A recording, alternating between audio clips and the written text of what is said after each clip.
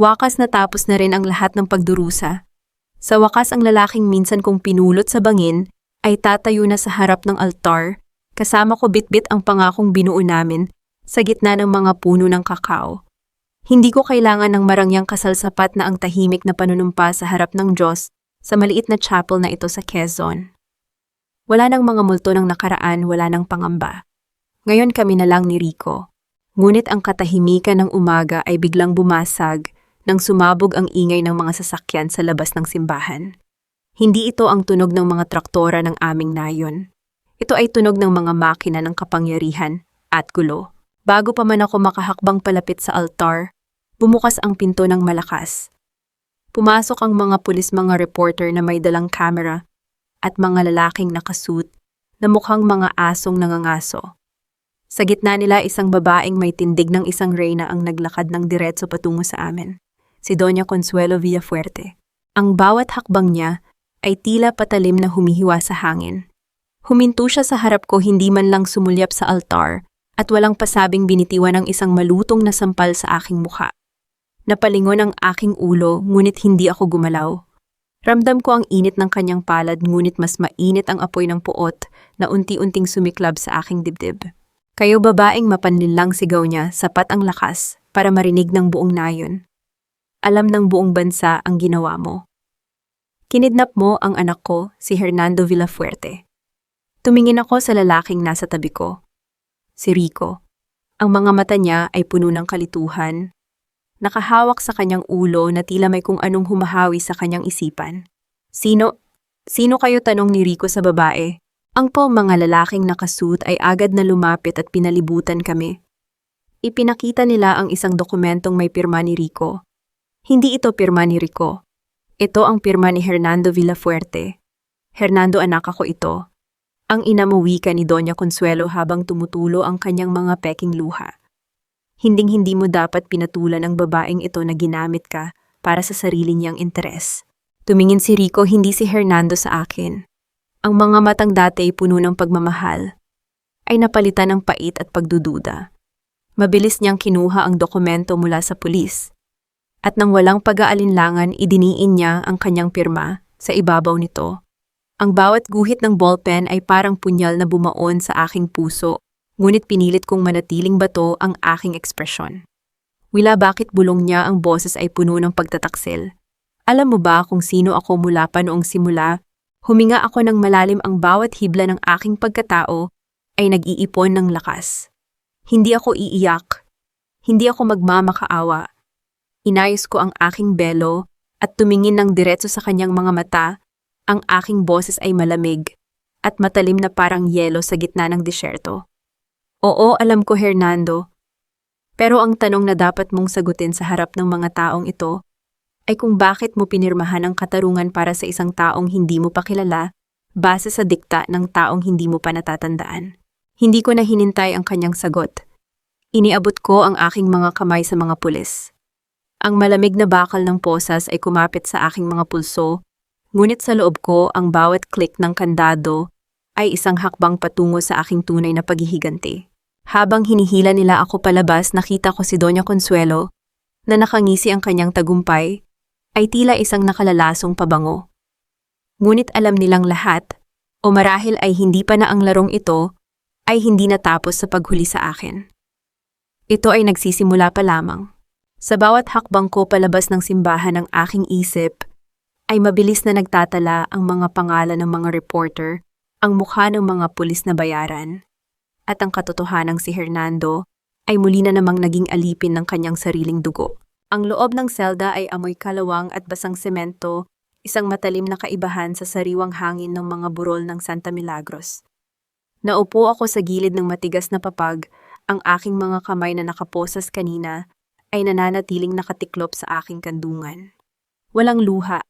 Ang mga luha ay para sa mga taong may panahong magluksa, at ako wala akong oras para sa ganoong karangyaan. Pumasok si Lucinda, ang abogada na pilit kong pinagkakatiwalaan. Ang kanyang mukha ay puno ng pagkabalisa na tila isang maskarang hindi maayos ang pagkakabit. Sa kanyang kamay ay may hawak siyang isang maliit na sobre na ipinapasok niya sa ilalim ng aking unan nang hindi napapansin ng bantay. Wila, anong ginawa mo? Bulong niya, ang boses ay nanginginig sa takot at galit. Inilagay mo ako sa panganib. Ang mga Villafuerte ay hindi basta-basta pamilya. At ngayon pati ang aking lisensya ay nasa bingit na ng pagkakansela. Tumingin ako sa kanya ng diretsama, ang aking mga mata ay kalmado ngunit may talim na nagpatahimik sa kanyang pagdadaldal. Lucinda, kung gusto mong matapos ito, kailangan mong maging abogada ko at hindi ang tagapagsalita ng aking mga kaaway. Buksan mo ang sobreng dala mo. Alam nating dalawa kung ano ang nakasulat doon. Binuksan niya ang sobre at ang kanyang mga mata ay nanlaki nang makita ang mga kopya ng reseta ng gamot na ipinaiinom kay Hernando. Ang mga chemical na nakalista roon ay hindi para sa amnesia. Ang mga ito ay mga substansyang nagpaparalisa sa lohikal na pag-iisip ng isang tao. Ito ay illegal, wika niya, ang kanyang boses ay bahagyang humina. Hindi lang ito illegal, ito ay isang krimen laban sa dignidad ng isang tao, sagot ko. Ibinigay ko ang mga dokumentong ito sa iyo dahil alam kong kailangan mo ng dahilan para lumaban. Kung hindi mo gagamitin ang ebidensyang ito para ipawalang bisa ang kanyang testimonya, ang susunod na mabubura sa listahan ng mga taong nagdududa sa kanila ay ikaw. Tumalikod si Lucinda, ang kanyang mga kamay ay humawak sa rehas ng selda. Tila nagtatalo ang kanyang isipan sa pagitan ng takot na mamatay at ng ambisyon na magtagumpay. Ang trangkaso ng rehas ay sumasabay sa pintig ng aking puso. Sa bawat segundo ang mga Villafuerte ay abala sa pagpapaganda ng kanilang imahe sa media at sa bawat segundo si Hernando ay unti-unting nawawalan ng kakayahang alalahanin ang tunay niyang pagkatao. Bago siya lumabas, muli siyang tumingin sa akin. Wila, bakit ka nagtitiwala sa akin? Alam mong may mga lihim ako na hindi ko pa naibabahagi. Tumingin ako sa kisame ng selda, ang aking isip ay mabilis na nagkalkula ng mga numero at petsa isang mental na spreadsheet ng lahat ng pangyayari. Dahil sa mundong ito, Lucinda, hindi tayo nagtitiwala dahil sa pagmamahal. Nagtitiwala tayo dahil wala na tayong ibang mapagpipilian. At sa ngayon, ikaw ang tanging tulay ko palabas ng impyernong ito. Umalis si Lucinda at naiwan akong mag-isa sa dilim. Ang mga anino sa dingding ay sumasayaw, tila nanunuya sa aking kalagayan. Ngunit sa aking isipan nakikita ko ang isang malinaw na larawan, si Doña Consuelo, ang kanyang mga anak at ang kanilang mga peking ngiti na unti-unting naglalaho habang isa-isa kong binubura ang kanilang mga lihim. Ang seldang ito ay hindi isang piitan. Ito ay isang silid-aklatan kung saan ko pag-aaralan ang bawat kahinaan ng aking mga kaaway. Hindi pa tapos ang laban. Sa katunayan, ngayon pa lang nagsisimula ang totoong bilang ng kanilang mga kasalanan. Ilang araw pa ang lumipas sa loob ng seldang ito at ang tanging orasan ko ay ang paglipas ng araw sa maliit at may rehas na bintana. Ngayon ang mabigat na pinto ay bumukas at ang pamilyar na mukha ni Rosario ang tumambad sa akin. Ang kanyang mga mata ay namamaga sa kakaiyak, ang kanyang buhok ay hindi maayos, at ang kanyang mga kamay ay nanginginig nang hawakan niya ang rehas ng aking kulungan. Wila, patawarin mo ako, bulong niya, ang boses ay puno ng paghikbi. Wala akong nagawa. Sila ang nagbabayad ng pagpapaopera sa anak ko. Sinabi nila sa akin na kung hindi ko susundin ang kanilang utos, hahayaan nilang mamatay ang bata. Wala akong choice, Wila. Tinitigan ko siya. Ang kanyang pagdurusa ay totoo, ngunit ang kanyang kataksilan ay mas totoo pa. Sa bawat luha na tumutulo sa kanyang pisngi, nakikita ko ang imahe ng aking ama, ang lalaking nagturo sa akin, na ang utang na loob ay hindi kailanman dapat maging dahilan ng kawalan ng dangal.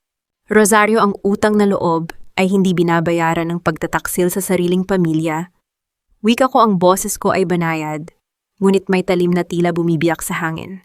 Naniwala ako sa iyo noong sinabi mong ikaw ang magbabantay sa aking mga lihim.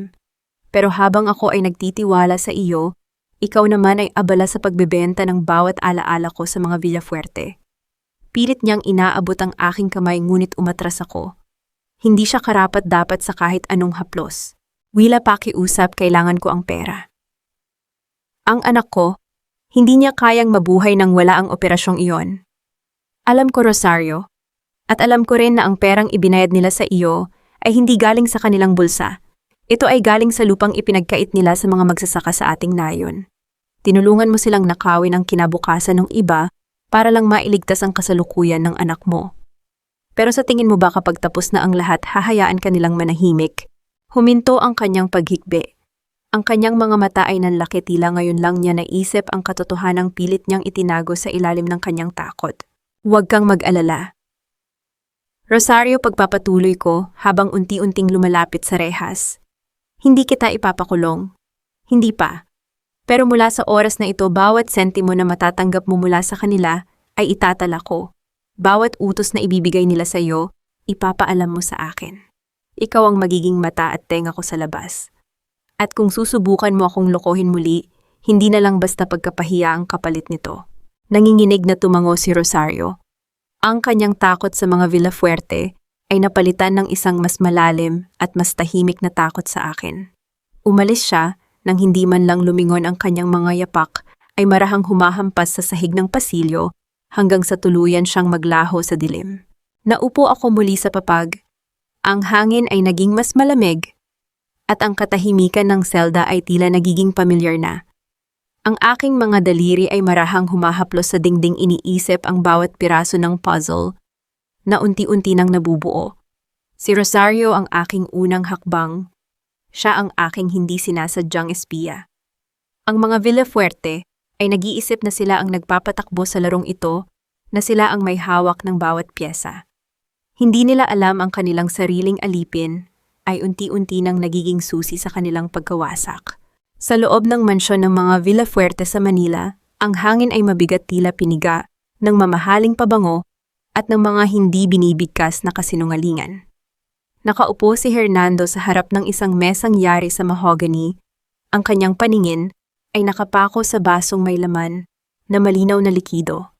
Sa kanyang tabi nakatayo si Beatrice, ang kanyang mga daliri ay marahang humahaplos sa balikat ni Hernando, isang kilos na tila pagmamahal, ngunit para sa akin, isa itong paggapos. Inumin mo na, Hernando. Ito ang kailangan mo para tumigil ang sakit ng iyong ulo. Wika ni Beatrice, ang kanyang boses ay malambot, ngunit may bahid ng pag-uutos. Tumingin si Hernando sa baso. Ang bawat pagtibok ng kanyang puso ay tila nakikipagkumpetensya sa tiktak ng malaking orasan sa dingding. Sa tuwing iniinom niya ang gamot na ito, ang mundo niya ay nagiging malabo, parang isang pelikulang putol-putol ang mga eksena. Ngunit sa pagkakataong ito may kakaibang yabag sa loob ng kanyang isipan, isang alaala ng amoy ng lupa, pagkatapos ng ulan, ng lasa ng mainit na tsokolate at ng tinig ng isang babaeng walang ibang hangad kundi ang kanyang kapayapaan. Bakit parang lalong sumasakit ang ulo ko kapag iniinom ko ito? Tanong niya, ang kanyang boses ay garalgal. Beatrice, kailangan ko bang inumin ito araw-araw, Natural Hernando? Ang aksidenteng iyon ay nagdulot ng malubhang trauma sa iyong utak. Kung hindi mo susundin ang gamutan, baka hindi na bumalik ang iyong alaala.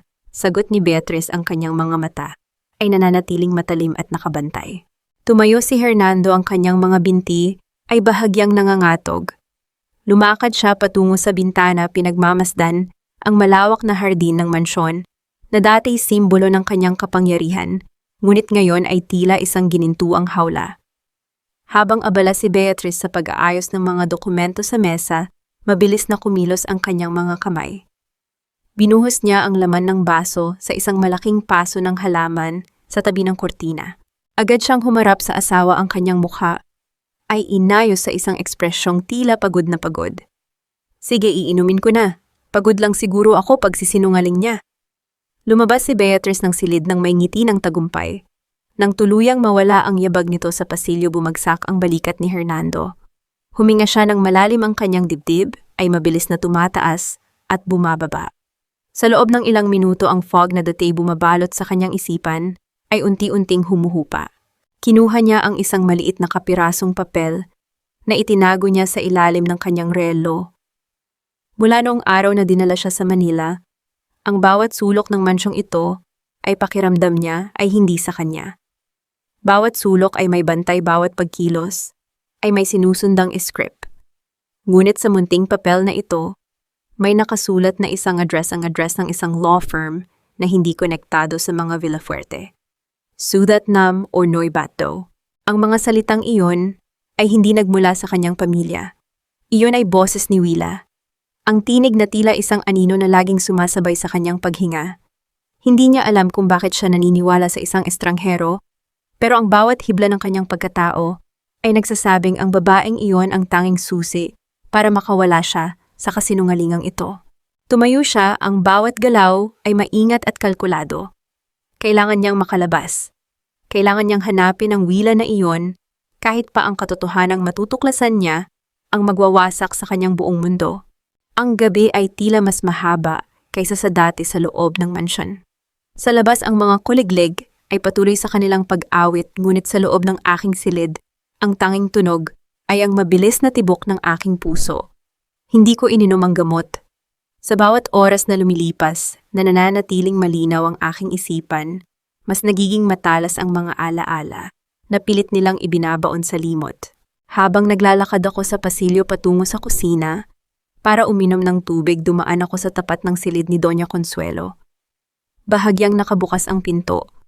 Huminto ako, ang aking mga paa ay tila napako sa sahig. Hindi natin pwedeng hayaang maalala niya ang lahat, Doña Consuelo. Kung maaalala niya ang nangyari bago ang aksidente, mawawala ang lahat ng pinaghirapan natin, wika ng isang boses. Si Esteban. Huwag kang mag-alala, sagot naman ni Doña Consuelo. Ang kanyang boses ay malamig at puno ng lason. Ang babaeng iyon ang magsisilbing pin. Kapag napatunayan nating siya ang responsable sa lahat, wala nang maniniwala sa kahit anong sabihin ng anak ko. Hernando is just a tool, Esteban. Ang kapangyarihan natin ang siyang tunay na bida. Parang may sumaksak sa aking dibdib. Ang babaeng itinuturing kong ina, ang pamilyang aking kinagisnan. Lahat sila ay mga manlalaro sa isang madilim na teatro kung saan ako ang kanilang biktima. Biglang tumunog ang isang lumang radyo sa silid ni Esteban. Isang pamilyar na himig ng isang lumang himno ng simbahan. Ang umalingaw-ngaw.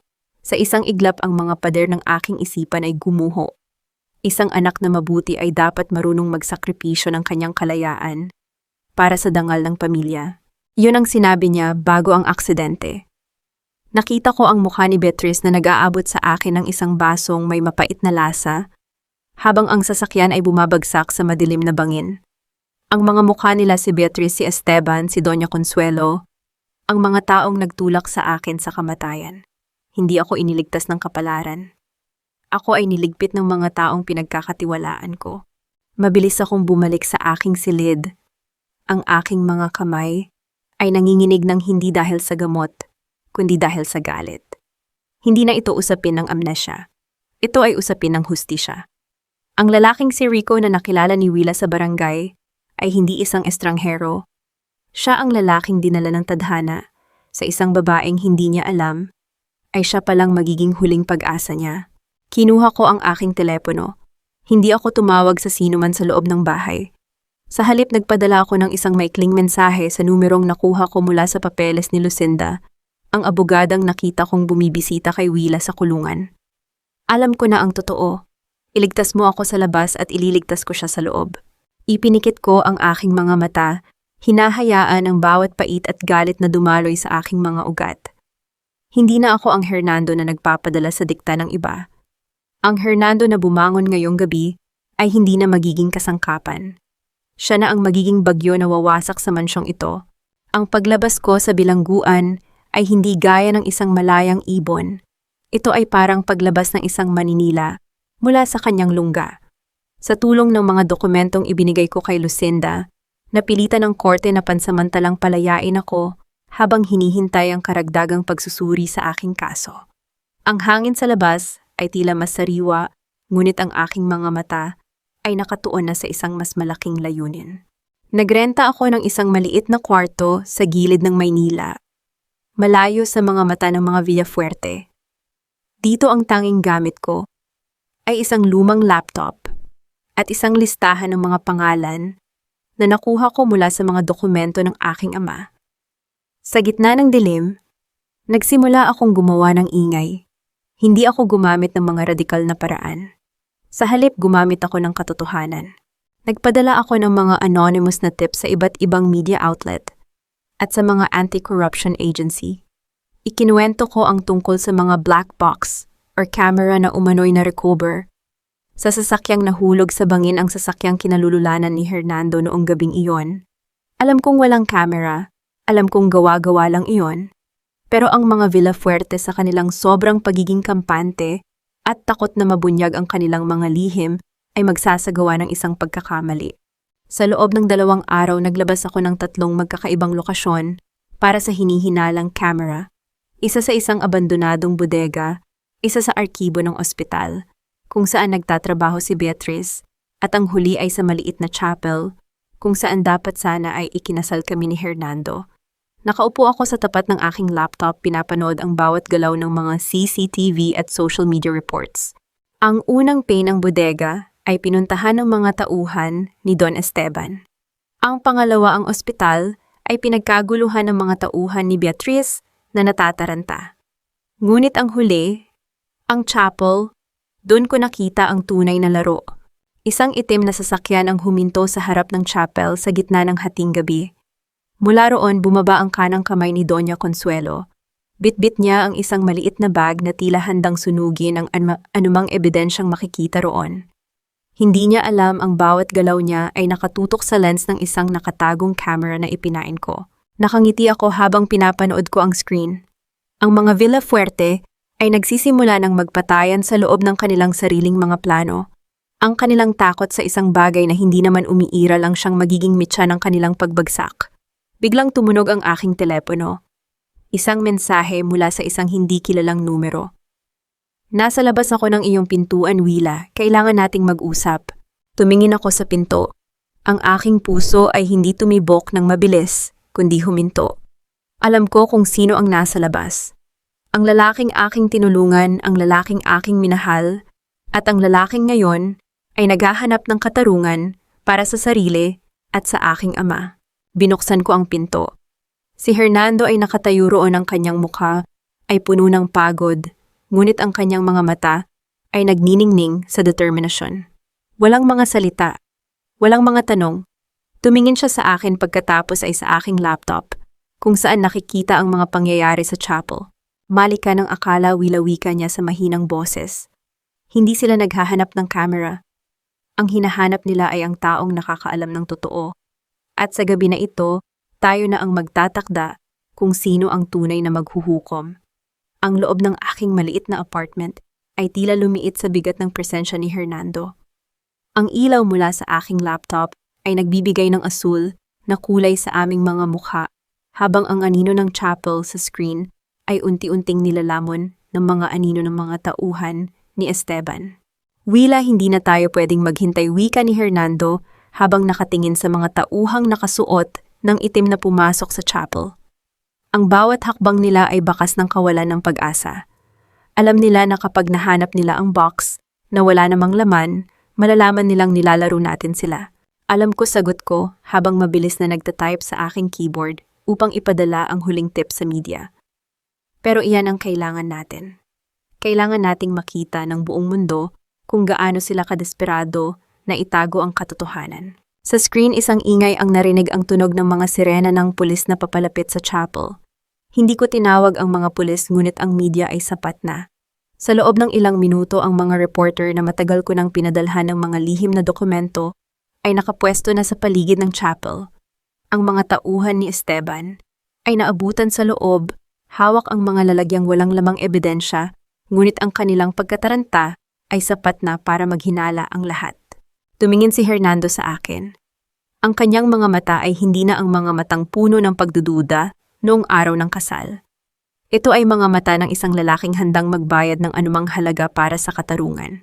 Willa, ito ang tanging paraan para mabura ang kasalanang nagawa ko sa pamilya mo, wika niya. Sabay abot sa akin ng isang maliit na folder. Narito ang mga orihinal na dokumento ng Villafuerte Holdings. Ang mga pirmang ginamit nila para kunin ang lupain ng iyong ama. Narito ang mga pruweba na si Don Esteban at si Beatriz ang nag-utos ng pagpapalsipika.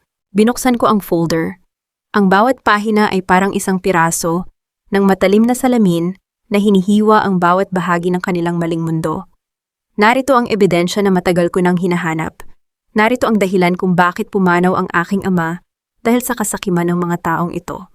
Biglang bumukas ang pinto ng apartment. Si Lucinda ang pumasok, ang kanyang mukha ay hindi na mapinta ang kanyang boses ay nanginginig. Willa Hernando, kailangan nating umalis dito. Nalaman na nila kung nasaan ang server, kung saan natin ipinapasa ang mga datos. Papunta na rito ang mga tauhan ni Esteban, hindi kami natinag. Sa halip tumingin ako kay Hernando. Ang chapel ay nasusunog na sa screen dahil sa galit ng mga tauhan ni Esteban nang wala silang mahanap na ebidensya. Ang buong bansa ay nakapanood na. Ang mga Villafuerte ay hindi na lang mga biktima ng isang pagtatangka sa buhay ni Hernando. Sila na ngayon ang mga suspek sa isang malawakang krimen. Hernando, kung lalabas tayo sa pintong iyan, wala nang balikan, sabi ko, habang isinasara ko ang aking laptop. Ang buhay mo bilang isang Villafuerte ay opisyal nang tapos na. Gumiti siya, isang ngiti na puno ng kapayapaan na hindi ko pa nakikita sa kanya noong Rico pa siya. Ang buhay ko ay natapos noong araw na nakilala kita sa Banginwila. Ang Hernando na nakatayo rito ay bago na at handa na siyang harapin ang lahat kasama ka. Sabay-sabay kaming lumabas ng apartment, hindi patungo sa pagtakas, kundi patungo sa gitna ng bagyo, kung saan kami ang magiging huling tumayo. Ang loob ng courtroom ay parang isang pugon mainit na kakasakal at punong-puno ng mga matang nag-aabang sa susunod na mangyayari. Sa harap nakaupo ang hukom na may mukhang seryoso, habang ang mga reporter sa gallery ay halos hindi humihinga, ang kanilang mga camera ay handang-handa para sa isang makasaysayang sandali. Si Doña Consuelo ay nakaupo sa defendant's bench, nakasuot ng mamahaling damit, ang kanyang buhok ay maayos na nakapusod ngunit hindi maitatago ng kanyang postura, ang panginginig ng kanyang mga kamay. Sa tabi niya si Beatriz ay nakatingin sa sahig, ang kanyang profesionalismo ay gumuho na parang basong nabasag. Willa de los Reyes, tawag ng bailiff. Tumayo ako ng tuwid. Hindi ako lumakad ng mabilis o ng mabagal. Ang bawat hakbang ko ay may layunin. Nang makarating ako sa witness stand, tumingin ako sa buong courtroom, sa mga taong nagduda sa akin, sa mga taong humusga sa akin at higit sa lahat sa mga taong nagnakaw ng kinabukasan ng aking ama. Hindi ako nagdala ng mga emosyonal na salita. Hindi ako humingi ng awa. Inilabas ko ang mga dokumentong ibinigay ni Hernando. Isa-isa ipinakita ko ang mga falsified signatures, ang mga ghost companies na ginamit para ilipat ang pondo ng Villafuerte Holdings at ang mga medical records na nagpapatunay na si Beatriz ang nag-utos ng pagbabago sa gamot ni Hernando. Ang bawat papel na inilatag ko ay tila mga bala na tumatama sa katawan ng mga Villafuerte. Si Doña Consuelo ay sumubok sumabat, ang kanyang boses ay nanginginig sa galit. Kasinungalingan. Lahat ng iyan ay gawa-gawa lang ng babaeng ito para makaganti, dahil sa inggit sigaw niya ang kanyang maskara ng isang mapagmahal na ina ay tuluyang naglaho. Sa sandaling iyon bumukas ang pinto ng courtroom. Pumasok si Hernando, suot ang isang simpleng polo shirt, walang anino ng kanyang dating karangyaan. Tumayo siya sa harap ng hukom, hindi bilang isang biktima kundi bilang isang saksi na handang magbayad ng kanyang sariling kaparusahan. Maling-mali ang aking inawika ni Hernando. Hindi ito gawa-gawa. Ang lahat ng dokumentong iyan ay totoo. At ako bilang ang taong nakinabang sa kasakiman ng pamilyang ito, ay inaak ko ang responsibilidad sa aking pagiging bulag sa loob ng maraming taon. Ang courtroom ay binalot ng matinding katahimikan. Si Doña Consuelo ay napaupo, ang kanyang mukha ay nawalan ng kulay, tila isang rebultong unti-unting nilalamon ng katotohanan. Si Don Esteban na nakaupo sa kabilang panig ay hindi na makatingin sa kahit sino, ang kanyang ulo ay nakayuko sa kanyang mga tuhod. Isa-isa binasa ng hukom ang hatol. Ang bawat pangungusap ay tila pagpukpok ng martilyo sa isang kabaong. Conspiracy, fraud, falsification of documents at attempted murder. Habang inilalabas si Doña Consuelo, lumingon siya sa akin. Ang kanyang mga mata na dati puno ng paghamak ay ngayon ay puno ng pagtataka, isang pagtataka kung paano nagawa ng isang simpleng babaeng tulad ko na ibagsak ang isang imperyo. Hindi ko siya sinagot. Hindi ko siya binigyan ng ngiti ng tagumpay. Tumingin lang ako sa malayo sa labas ng bintana kung saan tanaw ang asul na langit. Sa wakas ang hustisya ay hindi na isang pangarap kundi isang katotohanan. Ngunit alam ko ang hustisya ay simula pa lamang.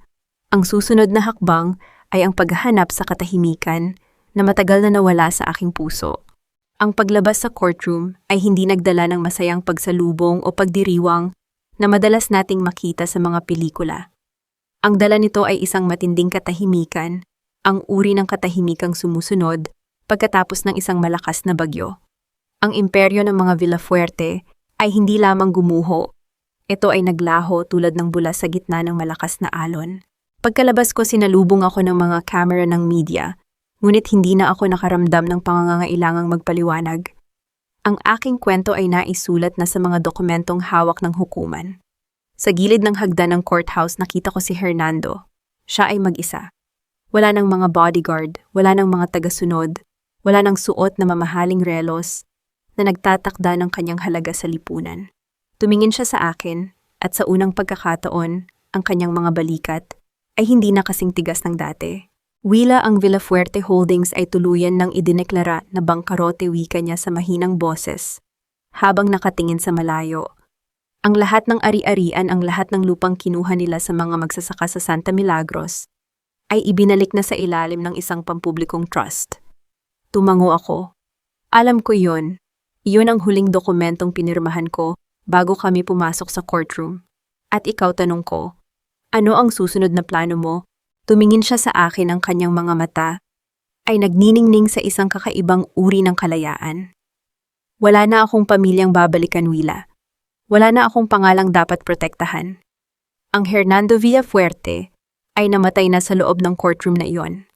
Ang natitira na lang ay ang lalaking nais lamang bumalik sa kung saan siya naging tao. Hindi ako sumagot agad. Pinanood ko ang mga taong lumalabas sa courthouse, ang mga pamilyang biktima ng Villafuerte, ang mga taong naghintay ng ilang taon para sa hustisya na akala nila ay hindi na darating. Ang kanilang mga mukha ay puno ng luha, ngunit ito ay luha ng pasasalamat.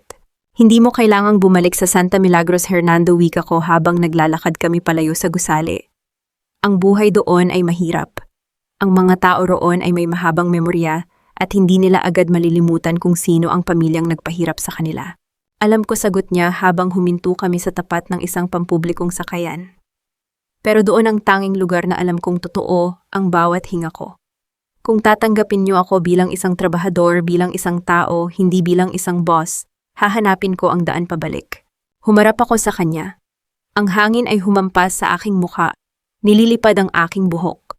Sa loob ng maraming taon, ang aking buhay ay naging isang mahabang serye ng pagtutuos. Ngayon na wala na ang kaaway, pakiramdam ko ay isang malaking espasyo ang bumukas sa aking dibdib. Hindi kita inaalok ng kapatawaran, Hernando. Hindi pa wika ako ng may katapatan. Pero kung handa kang magsimula sa ilalim ng araw ng Santa Milagros, hindi kita pipigilan. Iniwan ko siyang nakatayo roon. Ang kanyang figura ay unti-unting lumiliit habang naglalakad ako palayo. Hindi ako lumingon. Hindi dahil sa galit, kundi dahil alam kong ang aming paglalakbay ay hindi na nakatali sa isa't isa. Ang aming mga landas ay nagtagpo para sa isang layunin. At ngayon natapos na ang misyong iyon. Ang bawat isa sa amin ay may kanya-kanyang daan na dapat tahakin, daan patungo sa paghilom na hindi nangangailangan ng ibang tao para mabuo. Ang mga burol ng Santa Milagros ay nababalot ng kulay ginto sa paglubog ng araw. Isang taon na ang nakalilipas mula nang gumuho ang pangalang Villafuerte. Ngayon ang tunog ng aming nayon ay hindi na ang ingay ng mga makina ng construction, kundi ang kaluskos ng mga dahon ng kakao at ang malayang pagtawa ng mga bata sa malapit na ilog. Nakatayo ako sa gitna ng aking maliit na plantasyon. Ang aming kooperatiba ay lumago na. Hindi na lang ito isang pangarap, kundi isang katotohanan na pinatatakbo ng mga kababaihang dati ay walang boses.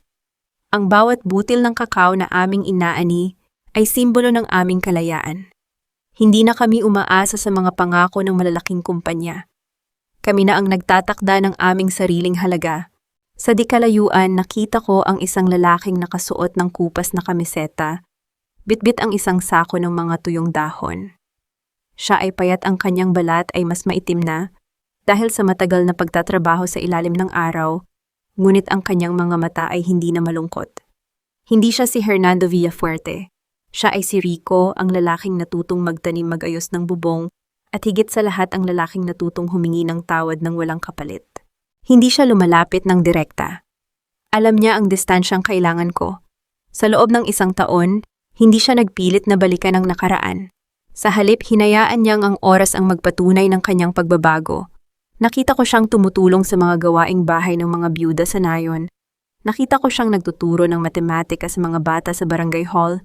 At nakita ko siyang tahimik na nagtatrabaho sa aming kooperatiba nang hindi nagrereklamo sa hirap. Lumapit siya sa akin nang dahan-dahan huminto sa ilang metrong distansya at bahagyang yumuko isang paggalang na hindi ko hiningi ngunit tinanggap ko. Wila handa na ang mga bagong punla para sa susunod na season, wika niya, ang boses ay kalmado at puno ng paggalang. Tumingin ako sa kanya.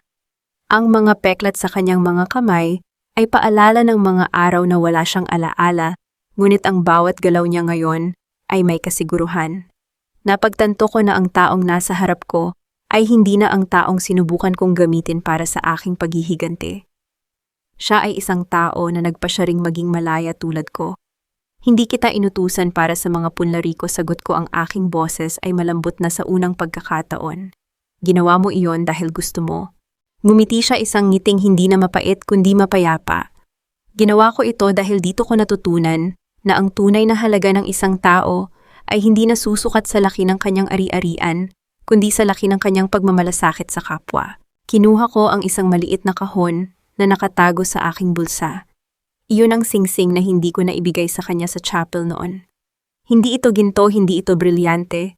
Ito ay isang simpleng singsing na gawa sa kahoy ng kakao na inukit ng isang lokal na artesano sa aming nayon. Inilabas ko ito at ipinatong sa ibabaw ng sako ng dahon. Rico, sinabi ko noon na hindi kita inaalok ng kapatawaran. Ngayon masasabi ko na ang kapatawaran ay hindi isang regalong ibinibigay sa iba. Ito ay isang kalayaang ibinibigay ko sa aking sarili. Kinuha niya ang singsing, ang kanyang mga kamay ay bahagyang nanginginig. Hindi siya nagsalita. Hindi siya nangako ng mga bituin sa langit. Tumayo lang siya roon, ang kanyang presensya ay sapat na upang mapuno ang anumang puwang na naiwan ng nakaraan. Sa ilalim ng papalubog na araw, napagtanto ko na ang aming kwento ay hindi natapos sa pagbagsak ng isang imperyo. Ito ay nagsimula sa pagtatanim ng isang maliit na buto na ngayon ay handa ng mamunga ng isang bagay na mas matamis pa sa kahit anong nakamtan ko noon. Ang maliit na chapel sa Santa Milagros ay hindi na ang lugar ng bangungot na akala ko'y wawasak sa aking pagkatao. Ngayon ito ay isang saksi sa isang pangako na walang halong panlilinlang o kapangyarihan. Walang mga reporter, walang mga tanod na armado, at higit sa lahat walang mga Villafuerte na nakatingin mula sa kanilang mga trono ng ginto. Ang tanging naririnig ay ang mahinang huni ng hangin na dumadaan sa mga puno ng niyog at ang malayo ritmikong tunog ng mga kampana ng simbahan. Dito sa harap ng altar na dati naging entablado ng aking pagkakakulong, kami ni Rico ay muling nagharap. Hindi bilang biktima at salarin kundi bilang dalawang kaluluwang nagtagumpay sa kanilang sariling digmaan. Sa loob ng isang taon, natutunan ko na ang pagpapatawad ay hindi nangangahulugan ng pagkalimot sa sakit. Ito ay ang pag-unawa na ang puot ay isang bigat na hindi mo dapat dalhin sa iyong paglalakbay. Ang pagpapatawad ay ang pagbibigay ng laya sa sarili na huminga ng malalim nang wala ang laso ng nakaraan sa bawat paghinga. Wila-wika niya ng mahina habang hawak ang aking mga kamay.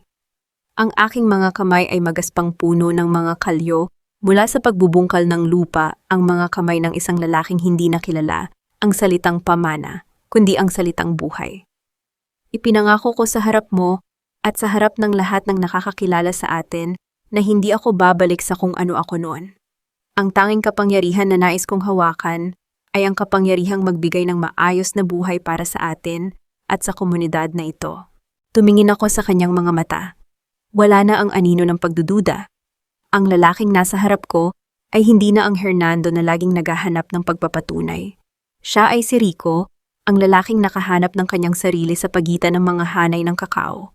Nang ilagay niya ang singsing na gawa sa kahoy sa aking daliri, naramdaman ko ang init nito, isang init na hindi galing sa mamahaling metal, kundi sa katotohanang ito ay galing sa paghihirap, pagbabago, at pagmamahal na pinatubo mula sa mga luha ng nakaraan. Sa kabilang panig ng mundo, sa loob ng isang madilim na selda, alam kong si Doña Consuelo ay nakatingin sa isang munting piraso ng dyaryo. Marahil ay naiisip niya na ako ang nanalo, ngunit mali siya. Hindi ito laban ng panalo at talo. Ito ay laban para sa dangal, at ang dangal ay hindi nakukuha sa pagtapak sa iba. Ito ay nakukuha sa pagtayo ng tuwid habang ang lahat ay gumuguho. Paglabas namin ng chapel, sinalubong kami ng ngiti ng mga taga na yon. Si Aling Vanjie, ang babaeng dati tagapagdala ng chismis, ay nakatayo doon na may hawak na isang basket ng prutas. Walang cellphone, walang live streaming.